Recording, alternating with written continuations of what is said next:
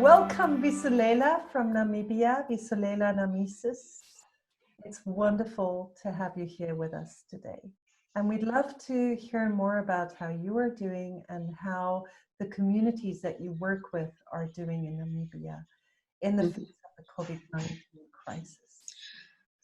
Yeah, we are doing well, we must say. There's a lot of anxiety, also a lot of stress-related conditions, a very permanent emergence of survival, because people have been not very well off in our country, of course with poverty, and the very low living communities have been really living on a day-to-day basis, selling their goods on the street markets and also trying to find a space where they could get a little bit of a job and income. So with the employers, some of them have sent them home, because what happened with us is the president first called for a state of emergency around COVID-19 for the whole country. And then 2 regions are in isolation and also in lockdown. So the coastal region and the central regions have been in lockdown. We are entering our 12th day today in the lockdown. So it is a bit difficult for communities, and also communities either don't have information on the ground. Those who have information have many confusing, contradicting, and also frightening information.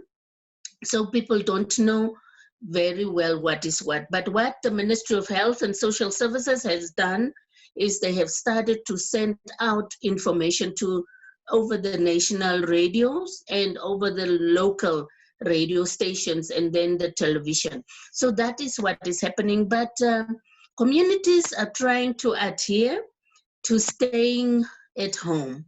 We have the military out, and some of the methods that we have seen that they are using remind some of us like me about the old apartheid system.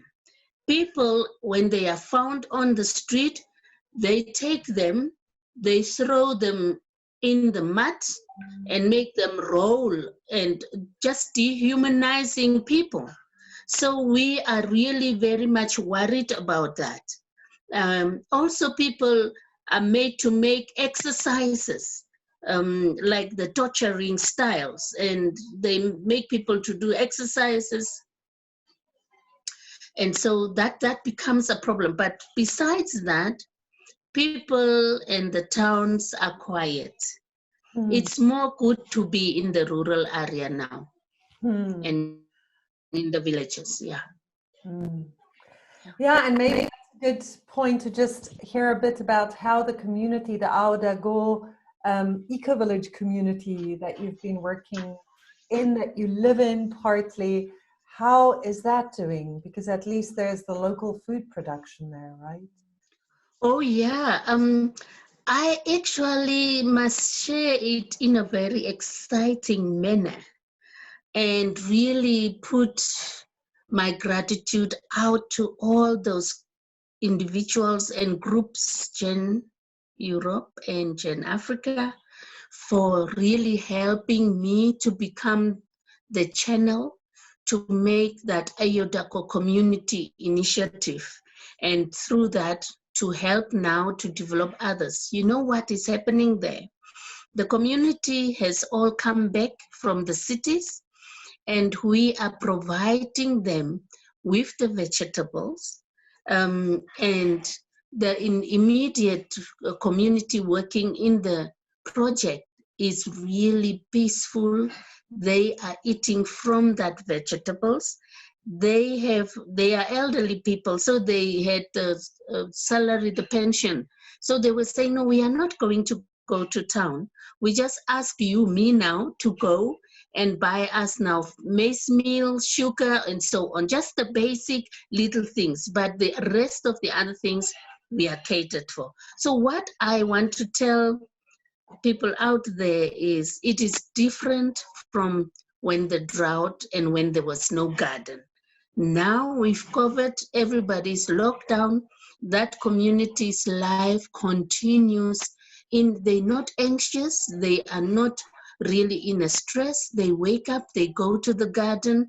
We do sit together under the tree for service because it's different religious groups. Those of us who meditate, those who are preaching, we do it together. And communities are really, the young children are working with us in the garden, and the teenagers are also there helping us. So it looks like we are bonded and we are thinking through how to deal with. There were several people passing away, different issues related, and we were able to provide even that community with vegetables. The others are coming to buy because we have 12 kilometers, a big village there of communities. They are coming to buy. So it is a different situation, I must say. It is a situation where people are saying we can feed ourselves for the time of the lockdown. That's what I see. Yeah. So we really see this local community resilience growing, and it doesn't really matter what the crisis is, climate crisis, COVID-19 crisis, but there's just more resilience growing from the ground. I think I agree, the resilience is present. I mean, honestly, what has actually happened these 10 days that I was there was they were going on with their business. They were discussing, of course, about COVID, and they were saying we will eat more spinach, we will eat more the tomatoes, and they have also chili in the garden. So every day when I go there, there's a whole bowl of tomato, onion, spring onion, herbs, chili is made, and a salad, and we are all given to eat. So that's what they say, to boost your immune system. So the community is really there, and we have only one tree of moringa, and that moringa tree, one of the sisters there would peel down a few leaves and give us so that we can chew as we are working. And so community is really present. From the time that I was dealing with the drought, and the garden was also affected by the water, we receive rains as well. So there is enough water, and really there is also insects, and we are dealing with the insects instead of COVID. So that's what I see in that community. Yeah. Wonderful. Thanks so much, Visolela, and send our love to all our friends in Namibia. Yeah, I think, thank you so much. Let us continue strengthening the energy, send it out into the Mother Earth and also into the globe. I mean, last time we talked, Kosha, and I said, let it be switched off. And I think it has been switched off, and Mother Earth is breathing. She's breathing, is green in our path. And I'm really happy for the energy that we have sent out together.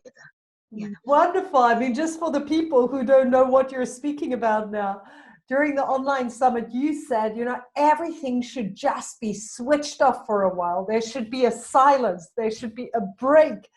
You're too powerful, my dear. Look at this. Yeah. And the earth is breathing. It's right. It's breathing. It's breathing. Yeah. I didn't know it was going to be so strong with the COVID then, because I didn't know it then, but I'm saying thank you for breathing, but help us again now to master this disease and outbreak. Yeah. And heal. Yeah. And heal. Thank you. Thank you.